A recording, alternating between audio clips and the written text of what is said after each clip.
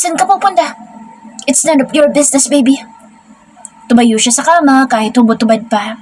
Binaling ko na lang sa ibang direksyon ang aking paningin. Pumasok ito sa banyo at narinig ko ang lagaslas ng tubig mula doon. Won't you join with me? It's my pleasure to take a bath with you.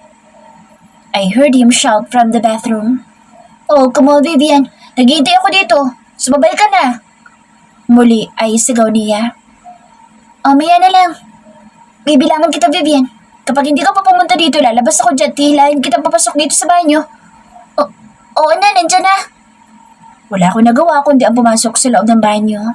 Nasa shower room si Miggy at naririnig ko pa rin ang lagaslas ng tubig mula sa shower.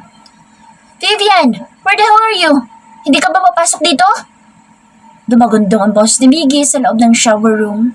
Pagpasok ko'y tumambad sa akin ang hubot-tubad niyang katawan. Naghihilamos ito ng palad. Dumiretso sa akin ang kanyang paningin. Lumapit ka agad ito sa akin sabay kabig ng aking bewang palapit sa kanya. Magkaharap na kaming dalawa ngayon habang nakatapat sa shower. Baliwala ang lamig na nararamdaman ko ngayon sa init na dama ng katawan ni Miggy sa aking katawan. Sunod-sunod ako napalunok bago niya sunggaban ng halik ang aking labi. Sa gitna ng bumubuhos na malamig na tubig sa aming katawan, abala naman si Miggy sa paghaplos ng aking dibdib. Bumaba ito sa aking bawang hanggang sa pisilin niyang aking pangupo. Halos pangigilan niyang aking pangupo sa klase ng kanyang pagpisil. Iggy, akala ko ba'y maliligo tayo? Yeah, hindi pa ba tayo naliligo ngayon? I shower you my kisses. Bulong niya sa akin sabay gapang ng kamay niya sa katawan ko.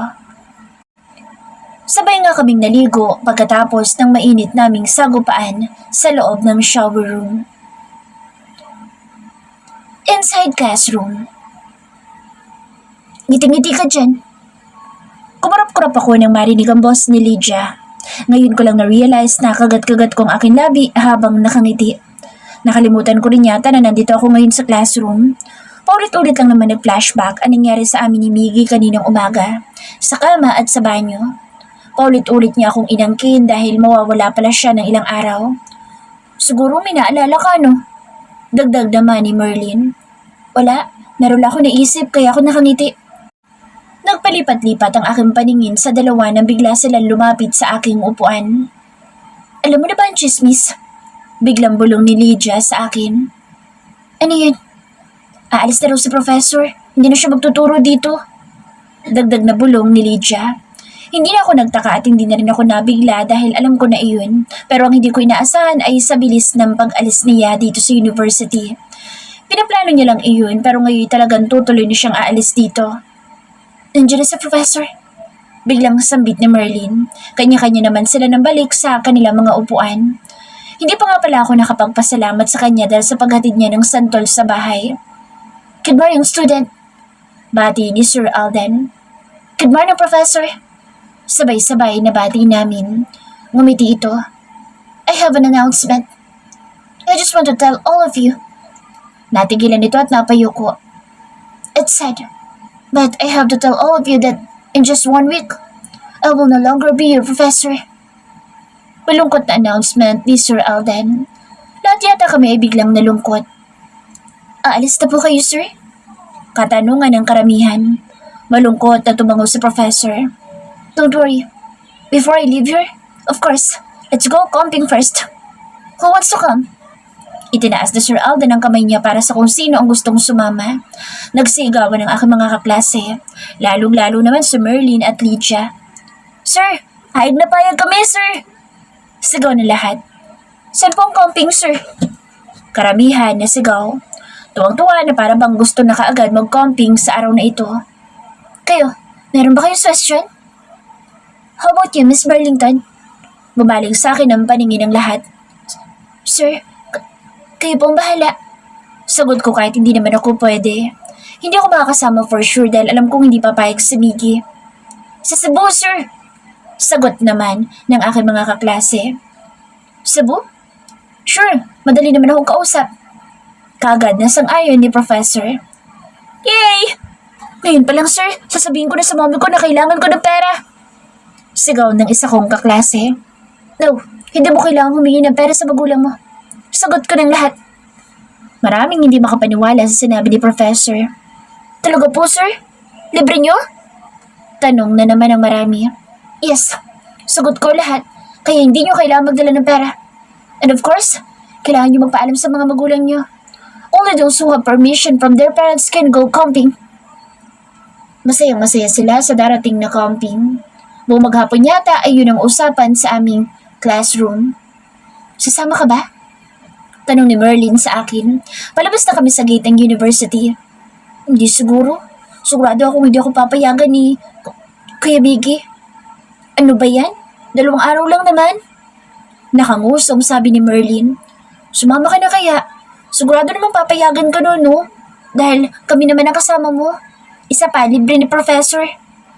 Kayo na lang siguro. Nalulungkot na sabi ko. Ang KJ mo naman? Minsan lang yun sa 1 taon. Isa pa sa Professor. Ayaw mo ba siyang makasama ng 2 araw? Siguro naman gusto mo yun.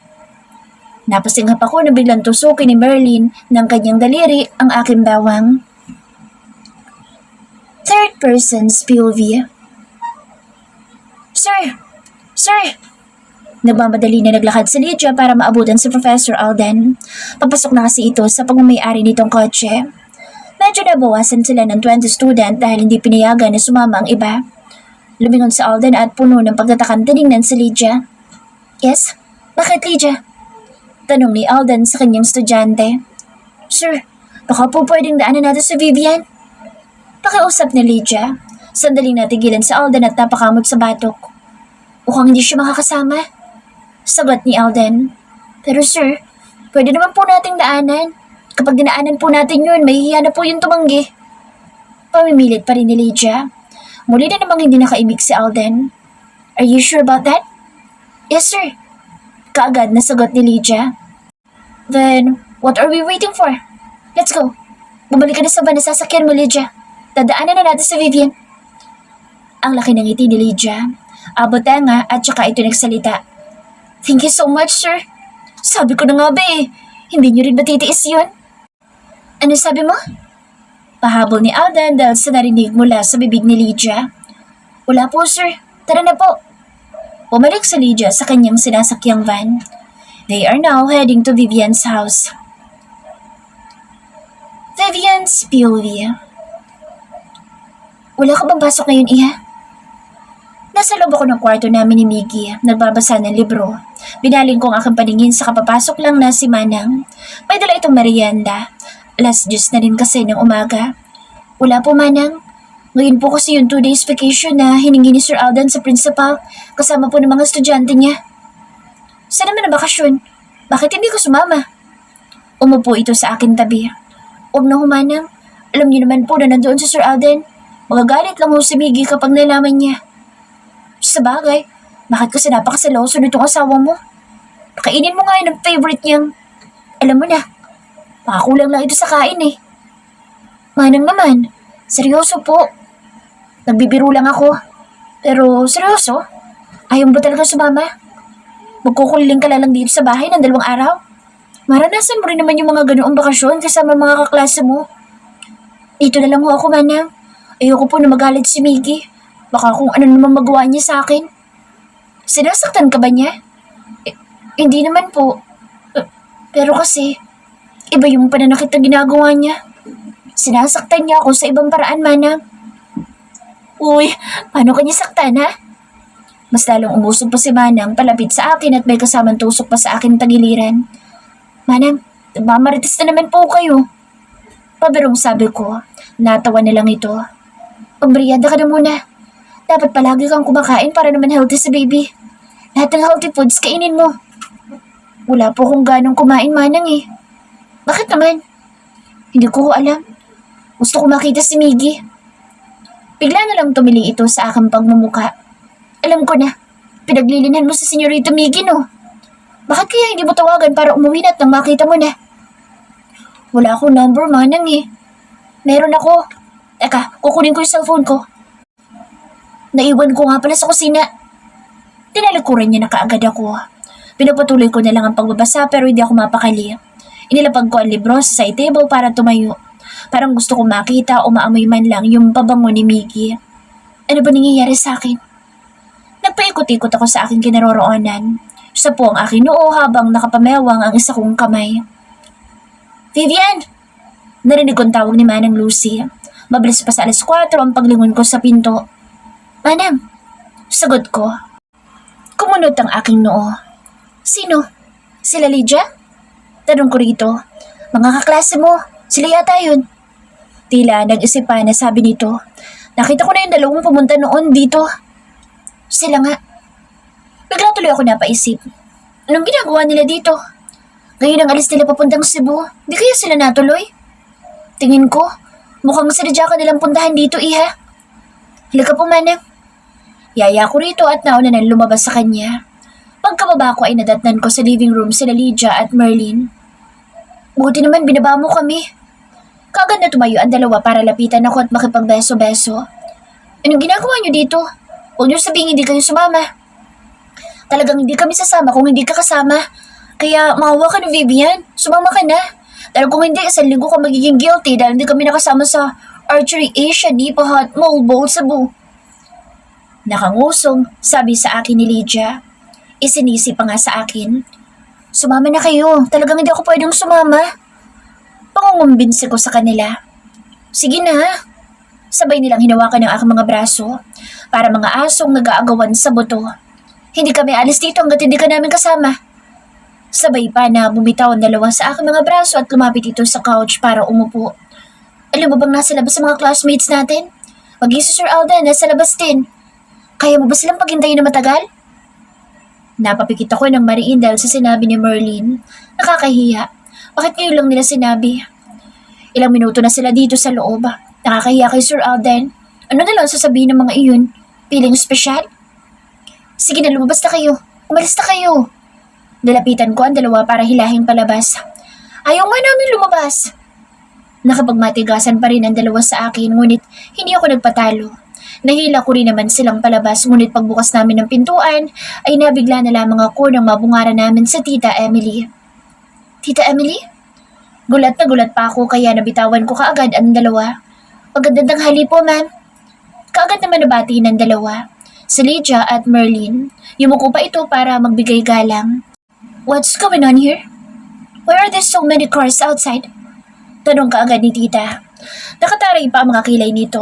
Sanay na rin naman na ako dyan. Sinundo po kasi namin itong si Vivian. Magbabakasyon po kasi kami mga senior student pero ayaw naman sumama ni Vivian. Pwede po ba namin pagpaalam sa inyo sa Vivian? Paalam ni Merlin kay Tita with poppy eyes. Sandaling tumitig sa akin si Tita. Gusto mo ba sumama, Vivian? Tanong nito sa akin. Sandali ako nag-isip. Gusto ko pero alam naman natin na mangyayari kapag sumama ako. Baka magalit lang si Miggy kapag nalaman niya ito. Umiling-iling ako. Hindi ang sagot ko. Hindi ang sagot mo pero nakikita ko sa mga mata mo na gusto mo sumama. Sambit ni Tita. Correct, Tita. Kaagad naman ang sabat ng dalawa. Nagsabay pa. You can go with them, Vivian. Ako na bahala sa Kuya Miggy mo. Kung yun ang inaalala mo. Pero Tita, pinayagan kitang sumama kaya sumama ka na. Wala namang gagawin dito sa bahay. Malulungkot ka lang dito. Kailangan mo na magsaya. Yes! Thank you po, Tita! Sabay pa na pasasalamat ng dalawa. Feeling close na sila kay Tita Emily. Nginitaan lang sila ni Tita Emily. Ano pang hinihintay mo? Tara na! Excited na hinawakan ng dalawang kamay ko para hilahing palabas ng bahay. Teka lang, wala akong dalang bag. Anong susuot ko doon? Reklamo ko sa dalawang ito. Ay, oo nga pala. Tara, balik! Kagad din naman nila akong itinulak sa hagdanan para bumalik sa kwarto. 3 dress, 2 shorts at 2 long sleeve naman, terno ng short at 10 naman na underwear ang dala ko. Bahala na kapag kinulang, 2 araw lang naman iyon. Pero sana sa 2 araw na iyon hindi pa uuwi si Miggy. Dahil kapag nagkataon, siguradong magagalit na naman iyon. Kapag nalaman niyang sumama ako sa bakasyon na ito. Buti naman natapos ka rin mag-ayos ng gamit mo. Tumayo na si Merlin. Kunti lang ang dala ko. Nagdala ka ba ng 2-piece? Magbe-beach rin kaya tayo? Wala. Kaagad na sagot ko. Wala naman akong balak maligo na naka 2-piece. Kayo na lang. Walang gana na sagot ko. Killjoy naman ito. Bagay ako itinulak ni Lydia. Tuluyan na rin kami lumabas pagkatapos ko magpaalam kay Tita at Manang Lucy. Wala sa isip kong makakasama ako sa bakasyon na ito. Ito kasing dalawang asungod, ayaw akong tantanan. Bakit kasi ngayon pa umuwi si Tita Emily? Ito tuloy, wala na naman ako nagawa. Paglabas namin ay tumambad kaagad sa aking paningin ng 3 van at isang kotse. Ang pagkakaalam ko, 30 person ang sumama. Dumagdag ako kaya 31 na lahat. Nang makalapit kami sa isang van, tumambad sa aking harapan si Sir Alden na kalalabas lang sa isang pulang kotse. Buti naman napilit ka ng dalawa na sumama. Wika nito. Ang kulit nga po ng dalawang to. Ayaw akong tantanan hanggat hindi nila ako napapapayag. Siyempre, kami pa. Sabay na naman nasambit ng dalawa. Pasensya na Sir Alden kung naghintay pa ho kayo sa akin. No, it's okay. Gusto ko rin naman nakasama ka. Kaya kahit nakakabagot maghintay, titiisin ko para makita lang kita. Pumapag-ibig! Kaagad naman na panunukso ng dalawa. Sinamaan ko kaagad ng tingin ng dalawa. Love is like cornic. Kahit ang corny-corny na, masarap pa rin naman sa tenga. Just lang. Ang totoo, hindi ko naintindihan yung kasabihan ko. Kaagad na nag-peace sign si Merlin. Napailing na lang ako at natawa. Nang sulyapan ko si Sir Alden, natawa rin naman ito habang sapo ang kanyang noo. So, paano? Dito ka na sumbay sa akin. Nang matapos sa pagtawa si Sir Alden ay muli niya naman akong hinarap. Sure na sure yan, sir. Sa inyo na po sasabay si Vivian. Masikip na po kasi kami doon sa amin eh. Bigla namang sagot nitong si Lydia. Sinamaan ko na naman ito ng tingin. Narinig ko na naman ang tawa ni Sir Alden. Baka mapunit na ho yung bibig niyo, sir. Katatawa po. Puna ko rito. Sorry, Miss Marlington. Hindi ko lang mapigilang hindi matawa sa dalawang kaibigan. Iiling-iling na sagot ni Sir. Ayos lang yan, sir.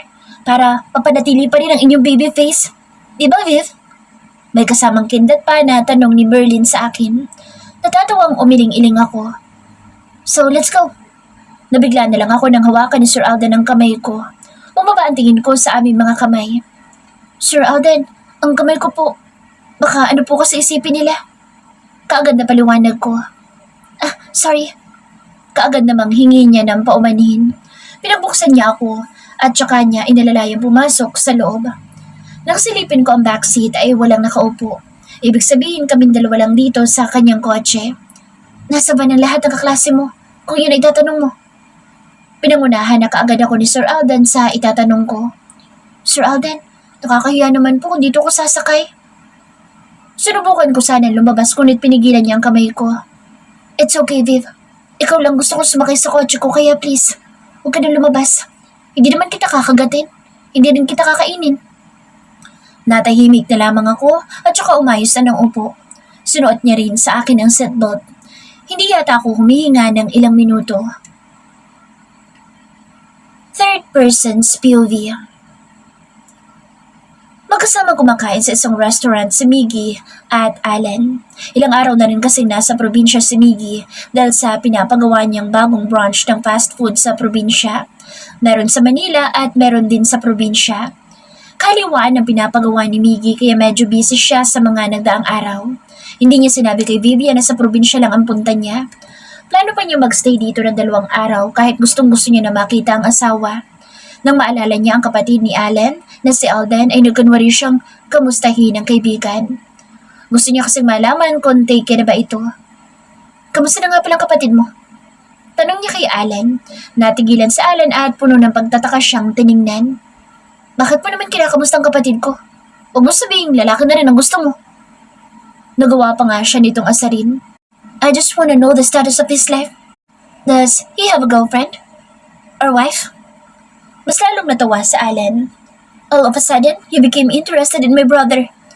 Well, Alden, he resigned to the university. He plans to go back to the company. And you ask if he's single? Yes, he's still single. Oh, hindi yun ang inaasahan niyang sagot ni Allen. Gusto niyang marinig na taken na si Alden pero hindi pala. Bakit? Wala, gusto ko lang malaman kung anong ginagawa niya sa buhay. Dagdag pa niyang tanong. Mabuti naman nag-resign na siya. Sa isip-isip niya lang ito sinabi. Ang alam ko magbabakasyon siya sa Cebu. Muli ay sagot ni Allen. Sino kasama? Girlfriend niya? Muli ay dagdag niya. No, wala nga siyang girlfriend. Ang sabi, magbabakasyon siya kasama mga student niya. Kaagad na natigilan si Miggy. Ano ibig mo sabihin? Teka nga, bakit pa yung kapatid kong pinag-uusapan natin? Tumikim siya at nagpaalam kaagad kay Alan na magre-restroom. Hindi niya sinagot ang tanong nito. Nagmamadali siyang bunutin ang kanyang cellphone sa bulsa ng kanyang suit sa banda ng kanyang dibdib. Kaagad niyang tinawagan si Vivian ngunit hindi ito sumasagot. Shit! Answer my calls, Vivian! Mariin niyang pinagtagpo ang kanyang mga ngipin. Shit! Bakit hindi mo sinasagot? Inis na sabi niya habang tinatawagan si Vivian. Ngunit ilang beses niya itong tinawagan, hindi pa rin sinasagot ang tawag niya. Shit! Anong use ng cellphone mo kung hindi mo naman sinasagot ang tawag ko? Inis na kausap niya sa screen ng kanyang phone. Nang maalalang may number siya ni Manang Lucy ay kagad niya itong tinawagan. Hello, sir? Kaagad na sinagot ni Manang Lucy ang tawag niya. Manang, where's Vivian? Nandyan ba siya? Sandaling hindi nakasagot si Manang Lucy at tila nauutal pa nang sumagot ito. Nasa kwarto niyo po, sir. I wanna talk to her. Why doesn't she answer my calls? Baka tulog po, sir. Kanina pa kasi yun hindi bumababa.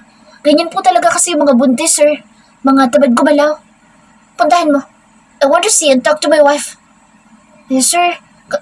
Kasi may ginagawa pa ako dito sa kusina. Di ko kasi ito pwedeng iwanan. Pupuntahan mo ba o tatanggalin kita sa trabaho mo? Sir. Hello, sir? Hindi ko kita marinig.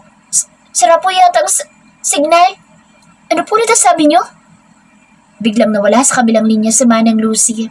Sa inis niya parang gusto niyang umuwi para pagalitan ito. Trumet!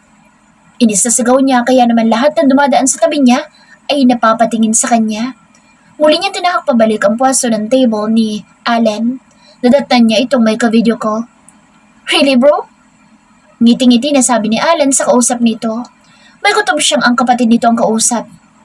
Sinong kausap mo? My brother. Kaagad naman nasagot ni Alan. Ang ganda sa Cebu. Ipinakita sa kanya ni Alan ang kausap nito. Nakita niya mga nipa hat at may comp naman na nadodoblehan pa ng nipa hat. Gusto mo pumunta? Tila pagbibiro sa kanya ni Alan. Kumunot kaagad ang noon niya. No, I'm busy here.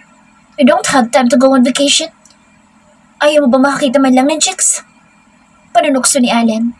Hindi siya kaagad nakasagot. Teka, kausapin ko lang si Alden.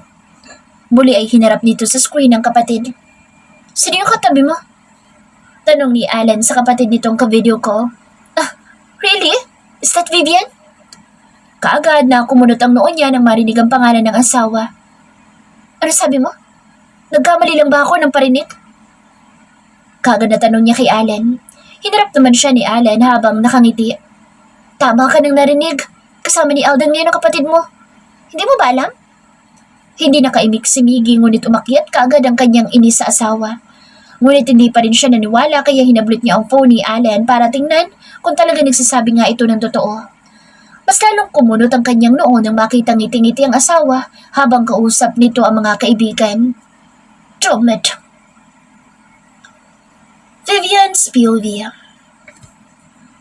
Kararating lang namin sa Cebu gamit ang private plane na pagmamayari ng mga Vincent. Sobrang yaman din pala nila Sir Alden pero hindi halata. 4 hours din ang biyahe namin na makarating kami sa Cebu City patungo sa mobile na destination. Pagdating namin ay hindi lang kami inaanto kundi pagod na pagod din sa halos 6 hours na biyahe. Sa bawat triangular na nipahat ay may laman na 3, kaya kasama ko si Merlin at Lydia sa triangular nipahat. Ang ganda at ang presko ng hangin. Iniwan na muna namin ang mga gamit sa loob ng nipahat dahil kailangan namin lumabas ulit para mag-meeting. Magkakaroon kaya ako ng jowa dito? What do you think, Lyd? Biglang tanong ni Merlin sa amin habang naglalakad kami at tinatahak ang public area. Ewan ko sa'yo. Kung sapat ang beauty mo, makakahanap ka ng pogi. Pero kung hindi sapat ang beauty mo, baka afam pwede pa. Panunukso ni Lydia, kaya palihim ako natawa. Lahat naman pwede makahanap ng pogi. Sama mo sa akin, maganda kaya ako. Tsaka, aanin ko yung pogi kung masama namang ugali. Nakangusong sagot naman ni Merlin. Hindi ko naman sinabing hindi ka maganda. Okay lang hindi pogi, basta masarap naman sa kama. Sang-ayon din naman ni Lydia. Ewan ko sa dalawang ito, nagbabangayan pa. Nauwi lang sa pagtatalo ng dalawa ang itinanong ni Merlin kay Lydia. Mamaya-maya lang naman ay nagtatawanan na sila. Para silang magkapatid na away-bati. Asaran dito, asaran doon. Pagdating namin sa main area, nandoon na mga kaklase namin. Kinuwayan kami dahil nasa kanila na ang mga itong table. Wow! Nagmamadaling naglakad si Lydia palapit sa kanaroroonan ng aming mga classmates. Hello ma'am! Welcome to Mobile Cebu. Bati ng babaeng staff. Tila natakam naman ako sa dala nitong buko juice. Gusto niyo po ba ma'am? Tanong nito sa akin. Sandali muna ako napatitig doon. Para po talaga sa inyo to ma'am. Kaya kung gusto niyo, ihatid ko na ho sa table niyo yung buko juice. Talaga? Yes ma'am. Pumili na po kayo ng table niyo para maihatid ko na po sa inyo yung buko juice. Doon na lang kami sa gilid. Turo ni Merlin sa kaliwang banda at pinakadulo. Okay ma'am. Nauna na ito maglakad at nakasunod naman kami.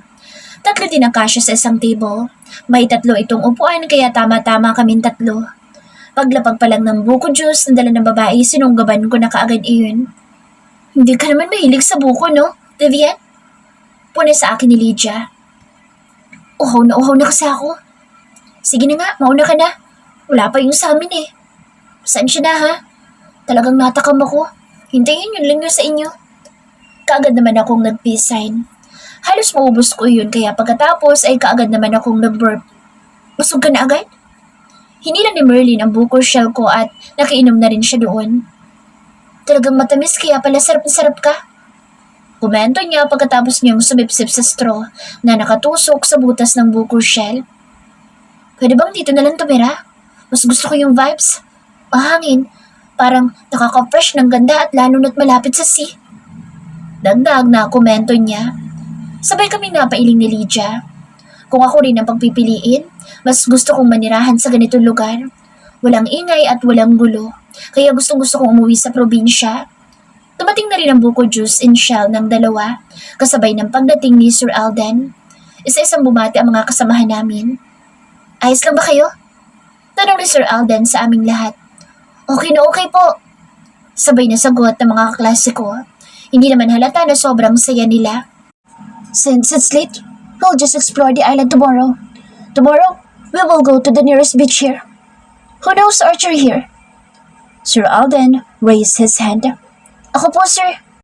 Itinaas ng isa kong kaklase ang kamay niya hanggang sa sunod-sunod na ang pagtaas ng mga kamay ng ilan sa mga marurunong mag-archery. Buti pa sila marunong. Hindi ka ba marunong ng archery, Viv? Baling sa akin ni Lydia. Umiling-iling na lang ako. Hayaan mo, turuan kita bukas. Magaling ako dyan. Ang tagal na pagkain, gutom na ako. Biglang reklamo ni Merlin sabay haplos ng tiyan niya. Maghintay ka nga, nag-a-announce pa nga si Sir Alden. Nakangusong saway naman ni Lydia. Napansin kong dito nakatingin si Sir Alden sa aming pwesto. Huwag kayong makulit, papunta sa pwesto natin si Sir. Saway ko sa 2. Hindi nga ako nagkakamali dahil dito sa pwesto namin tumigil si Sir Alden. Ayos lang ba kayong 3? Tanong nito sa amin. Ayos lang po kami, Professor. Sagot ko. Oo nga pala. Seafoods lang ang avail na pagkain nila dito. Miss Burlington, ang pagkakaalala ko, allergic ka sa seafoods. What do you want to eat?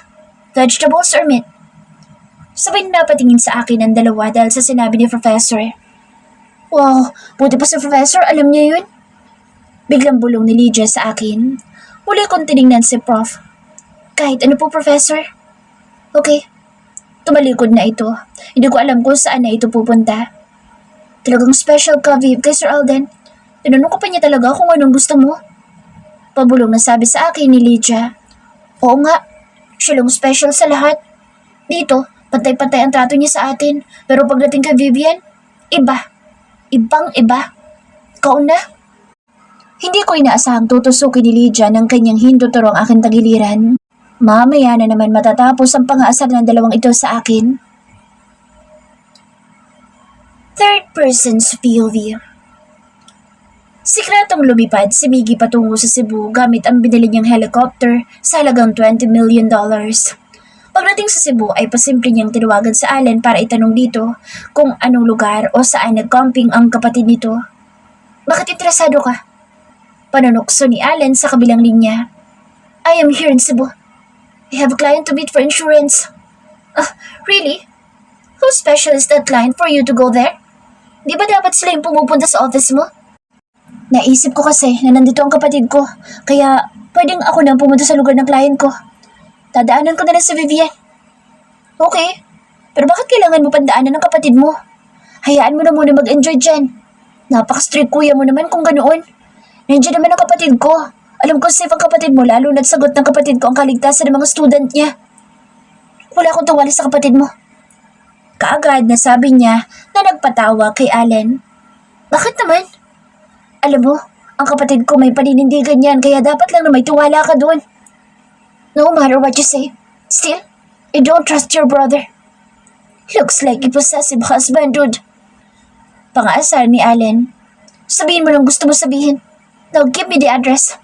Pagkatapos ko makausap ang client ko, idadaanan ko ng kapatid ko. Okay, I'll text the address.